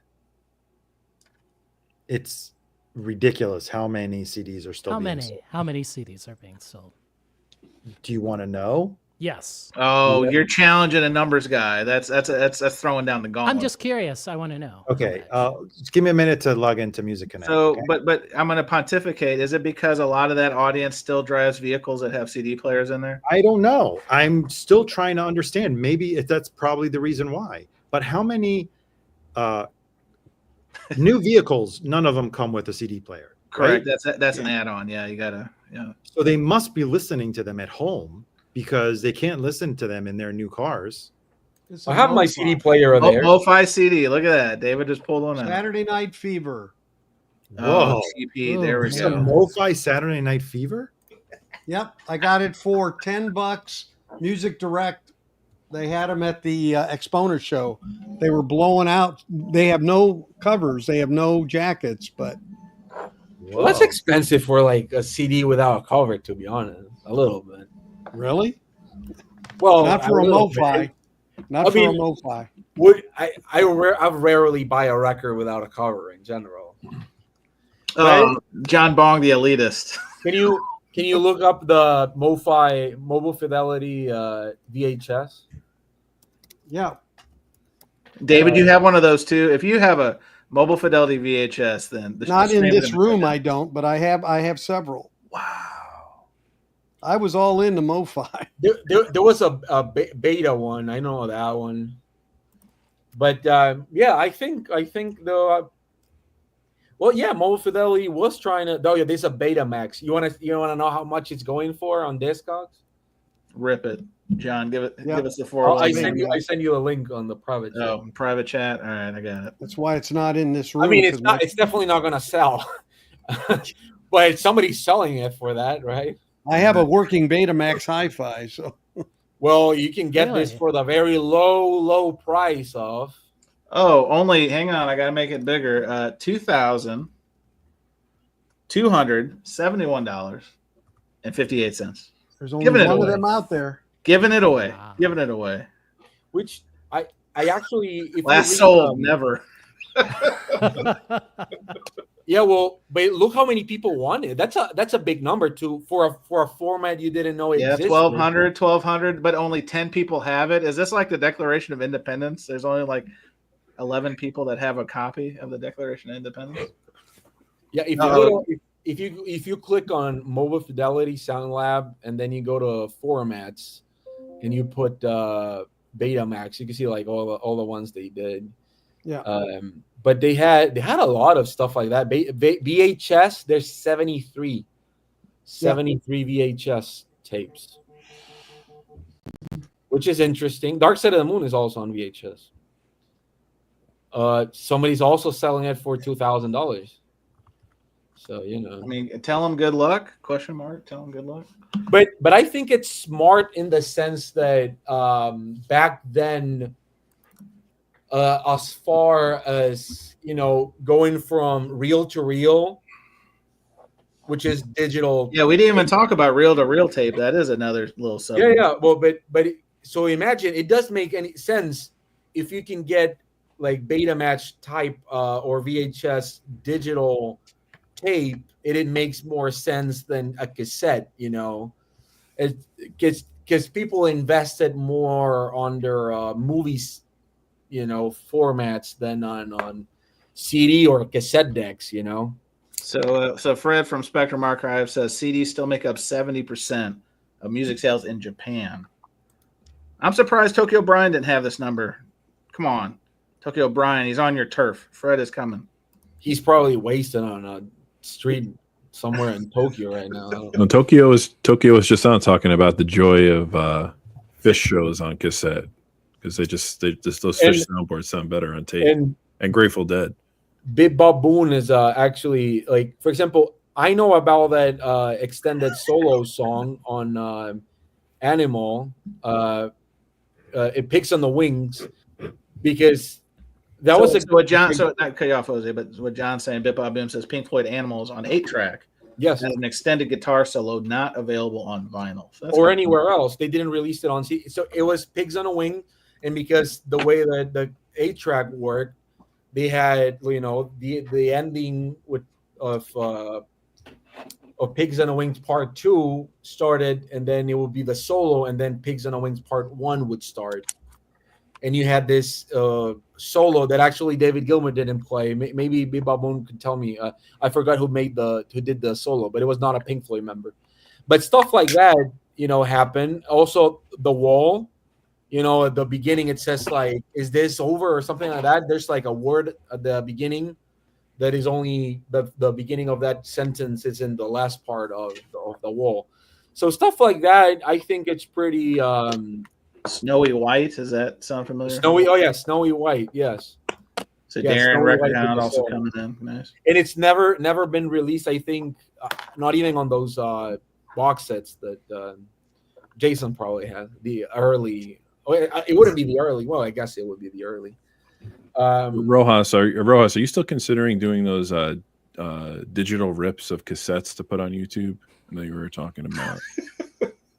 I do. Is that still in the cards? I hope so. Yes, if I can get a 2 preamp to boost that mid range, you know. Yes. Yeah. Let's talk offline. Let's talk offline. Oh, there you go. Is that the Nelson album, David? What are you holding up there? It looks like the Nelson. Oh, it's Madonna. It's Madonna. Laser disc. So these are laser discs, but they're 10-inch. That's nice. David, how many times have you moved resonances with all these different Kim formats? Carnes. Hey, but you know, actually, And Easton, yeah. I think most people here know it, but I'll say it again. For the longest time, the best format to do bootlegs were Laserdisc audio, that they would do masters with that audio. Oh, my guys. You know that? My guys. You know that? Didn't know that. No, I didn't know. That's new information for me, John. I didn't know. Most of the Pink Floyd Live at Pompeii bootlegs, the audio comes from the laser discs, because there was a separate audio track. So it was not like, it was not like VHS or Betamax. If the whole thing wobbled, it wobbled, right? So there was no, the audio quality was way better. And digital, yeah. So Laserdisc didn't have the best looking shit, but the audio was pretty good. Mm-hmm. All right, Arnaldo, do you have the results? Because we're taking some strays. I had to reset my password and everything. Oh no, it was a security issue. Yes, TSD, no. So Jelly Roll's probably one of the biggest country artists right now at the moment. Yep. He sold, of his last album to date, 150,000 CDs, but only 80,000 on vinyl. So that is 2-to-1, right? Yeah. What's another artist that Beyonce's country album? Well, we can pull up Beyonce. Well, she's not really.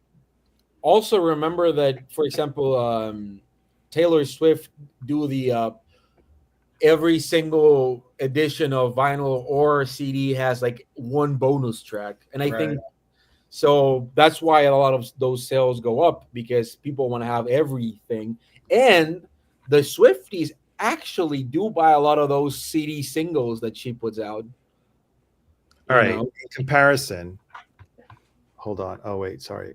Cowboy Carter has sold. Seaford. That's one where actually it was very tricky. You remember how she leaked. She put out the pre-order for the incomplete double album. Yeah, what a And rip. then Oh, and the triple came out and had all the full album. hey, that So didn't that's stop really- Rojas from buying it. I'm just saying. Yeah, well, I'm I calling mean, you the that carpet, one, yeah, Jason. the LPs. Sucker. Yeah, the LPs did outsell the CDs. But let's pull up Taylor Swift. Hang on. Well, that's also not really because she puts out like 10 different versions of the album. Let's pull out someone that's legit, not all these industry people that are doing it. Oh, that was the drum roll.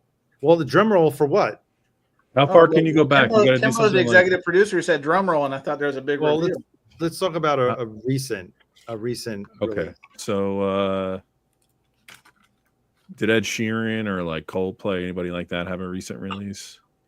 Coldplay had a QVC CD, They had an album out last year, and So- all the 9-year-old girls bought that shit. Gracie I Abrams. think it was called Moon Music. Yeah, Moon Music. It came on. I'm gonna say that Coldplay has 71,000 CDs versus 47,000. Here's the test. Wyoming Dave says, "How about Morgan Wallen? He's Morgan arguably Wallen. one of the top 2 or 3 biggest stars right now." And then we'll pull up- Wyoming Dave. Don't get horny on me right now. Don't. Talking about Morgan Wallen, the most racist artist right now. On the No, planet. we're not going to tear him down. We're going to build him up, Chris. We're building him up. What's the name of his last album? Is it called If You Know Me? Tractor you're Rap. I you're think. asking the It's wrong- oh, In general, I would think country sells a lot of CDs. No, it's not. And that's correct. So, guys, help me here. I'm the problem. I'm the Whiskey problem. Musgrave. I'm Mike the Tyson. problem. Is the latest album? I'm the problem? No, seriously. No, it's Really? literally it literally debuted #1 atop the Billboard 200. Yes.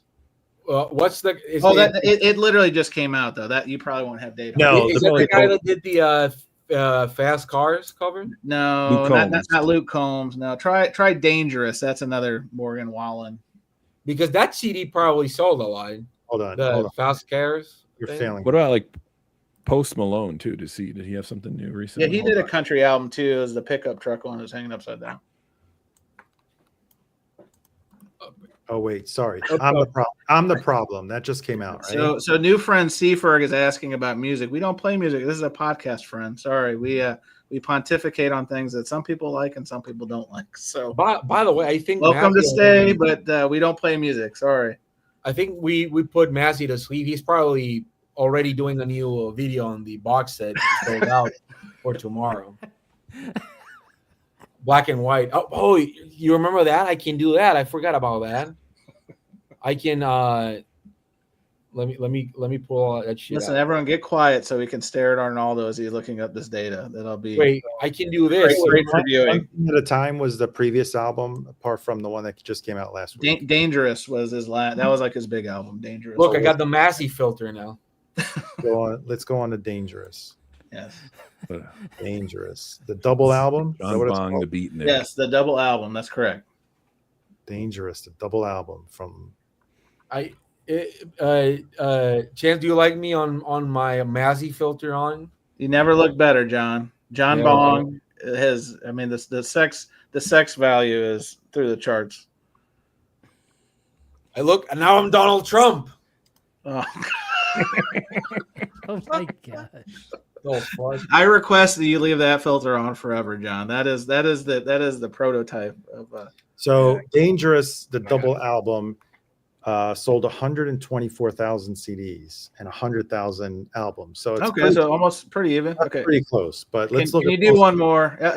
Elliot Cruz asking about Eric Church. Can you do Eric Church? Eric Who the Church. fuck is Eric Church? You don't. Eric- You don't know who Eric Church Eric is? Hughes. He's huge. He's huge. Oh, Morgan Wallen is the guy that said the N word, like, and then he is. He's Well, not. He's not a need to P know, word though. Like what's a recent album by? Do Chief. Chief is one of his bigger albums. Yes. Look at Chance rolling off these album titles. I've seen Eric Church. He's great. Eric Church is really good. He did that song Springsteen. Okay. One of the big breakthroughs. Chief sold well again. That came out in 2011, so it's not You want really. something more yeah, recent? Yeah, I can we need find something more recent. it. How about? Let's see. Well, the ones that are listed here: Evangeline versus the Machine, Chief, Mr. Misunderstood, Yeah, those are like 2014, 15. Try Heart on Fire. That's his album from 2021. I feel very depressed with this filter on. Hide the scissors, John. We don't want to lose you. We don't want to lose I actually have pretty good scissors here. Yeah, no. Heart on Fire. I see Heart. Oh, Yeah, he had Heart- it just cassettes. Oh yeah, there might have been. Heart. What on else do I have here? Heart on Fire was 2021. Let's see. Oh, Heart. It's just Heart. Singular, yes, singular. Okay.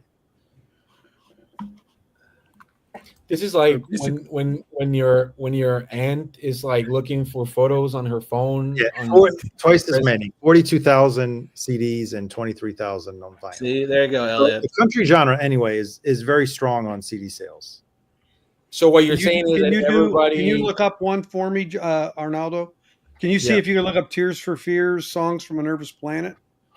Wasn't that the last Tears for Fears Yeah. album? Came out like 2 Yeah, years. that or The Tipping Point, either one. Okay. Songs from Songs for a Nervous Planet. four. I was doing from Yeah. for Unnervous. It's a genuine not to bring Record Store Day into the conversation, but are Good. there any expensive Record Store Day CD releases? That's a fair question, John. See, this one was an easy split. That was 13,000 CDs versus 12,000 LPs. Oh, okay. So that's Right. very, because you're talking rock pop genre, Right. where sometimes, depending on some groups, the album will outsell the CD. But Mhm. country genre tends to lean a lot towards the CD. I don't know. Maybe it is because they don't. Does No, does I that really include? think- Does I that think it's include because they sales? drive- Does that include sales they do through their site directly as well? Yes, it does. Yes. Okay. It does. Yeah. Okay. I wonder if Ford still puts CD players in their pickup trucks. Maybe that's why country. I don't know. Does it? Who has a Ford pickup? Just I'm trying to think of anything. Is Wait, that domestic or is that international? It's Wait, only are you saying you don't only own an American-made Ford machine? No, Wow, they don't waste. have CD players. No. I know. Teslas, right? They can have CD players if you ask them nicely. Oh, with they'll put money a CD. They'll put a CD player in a Tesla. That seems counterintuitive. Tesla, They'll yes. they'll put them in a BMW. No. They have an option for it too. We're losing another one. Dana Kimbowitz says maybe choosing this over Gilmore Girls was a mistake. It might have Actually, been. by the way, It might have been. anybody here watches and Just Like That, because the second season was a piece of shit. No. Well, I mean, I do. I watch it. Did it start yet? The new one? No, It it starts hasn't. on Thursdays, I believe, right? 10:03, 11:03 Oh, Eastern. no. Well, we Well, got maybe to it did. wrap up the pod Yeah, immediately. are we not doing cover songs? Are we not doing cover songs? I'm not doing my cover homework. songs Wait, for my I question didn't do was- homework for that. It's going to take a while. My question is, why did they have to kill Big like in the first episode? Oh no, this is the wrong place for this. Okay, That's on the Patreon. Spoiler On alert! the- Spoiler on the alert! Come Patreon. on. Thank you, David. On the Patreon, we That's- dissect scene by scene, just like that. So And Just Like That. and just like that. Well, Exactly. guys, I think we've had a show for the That ages. means that we can't talk about the series finale of Handmaid's Tale. Oh no! Wait. It's episode 9. It's still one more. There's still one more. No, in America, they already broadcast number 10. Really? Episode 10, yeah. Was it just? Don't even tell me it was horrible. I'm just gonna guess it. I thought it was a great ending for the series. All right. I'm on episode 9 right now, so you know. Yeah, it's out there, Jose. I don't know if Hulu is behind on you for you. All right, I'll look. I watched it on Tuesday night. I mean, I like episode 8 and 9. Yeah. Well, with that, I think we'll wrap it up. Thank yes, we had a freestyle for the ages. I don't know where we made the right turn in cassette territory, but John Bong took us to new levels or new heights or new depths. You decide. The filters are impressive. I want to thank my guests. We had country music conversation, cassettes, CDs. Jason, did you get about 13 words in this show, or am I overshooting it? I think DSD forever. DSD for life. Hey, John Bong. I learned about MoFi cassettes that I didn't even know existed. There was so Beta much man. learnings. Beta. When they go back and review this, when my personal hate club goes back and watches this, I hope they learn so much while they're at their computer with their pants down. Thank my guests, Chris the Groove Seeker, John Bong, Arnaldo, Safe and Sound Texas Audio Excursion David, and the VC villain himself, Jason Rojas. I think we'll be back next week. I don't know. I think cassettes might have been the end of the conversation. I think we've touched everything. So we're going to have to come back. We got the cover songs. We'll bring that one back. That was a working topic. And when you see John Bong with Beatles paraphernalia, you know it's time to wrap it up with technology. And the technology goes something like this. Where are you?